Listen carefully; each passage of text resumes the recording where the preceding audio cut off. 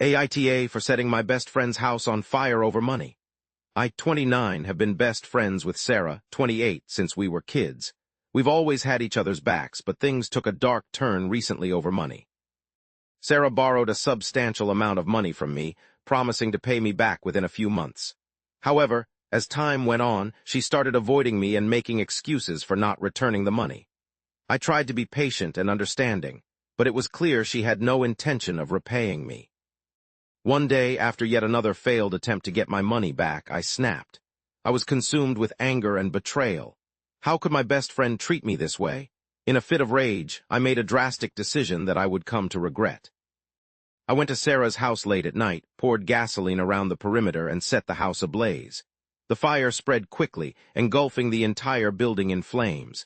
As I stood there watching the inferno, I felt a mix of satisfaction and guilt. What had I done? The next morning, the news of the fire spread like wildfire. Sarah was devastated, having lost everything she owned.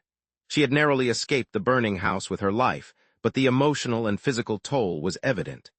The authorities launched an investigation, and suspicions began to arise about the cause of the fire. As the days passed, I struggled with overwhelming guilt and regret. I had let my anger and betrayal cloud my judgment, causing irreparable damage to a lifelong friendship. Sarah's trust in me was shattered, and I knew there was no going back. The weight of my actions was unbearable, and I couldn't shake the feeling that I had crossed a line from which there was no return. Update: Sarah refuses to speak to me and has cut off all contact. Despite the guilt weighing on me, I can't help but feel a lingering sense of righteousness in seeking revenge for her betrayal. But as the reality of my actions sinks in, I can't help but wonder, am I the asshole? In the aftermath of the fire, Sarah filed a police report and pressed charges against me for arson. As the legal proceedings began, our once unbreakable bond shattered completely. Friends and family took sides, with some supporting Sarah's quest for justice and others condemning her for not repaying me in the first place. The rift between us deepened, leaving a chasm that seemed impossible to bridge. Months passed, and the court case dragged on, casting a shadow over both of our lives. The guilt and regret consumed me, while Sarah struggled to rebuild her life from the ashes of her burnt home.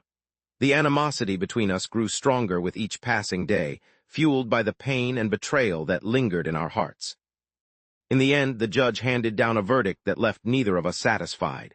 I was sentenced to prison for arson, forced to face the consequences of my impulsive actions. Sarah, on the other hand, received no compensation for her losses, leaving her with a sense of injustice that festered in her soul. Our friendship had become a casualty of a bitter war over money, trust, and betrayal. As we went our separate ways, the hatred and resentment between us remained, a painful reminder of the irreparable damage caused by a single act of vengeance. In the end, the question lingered in the air, echoing in our hearts: are we both assholes?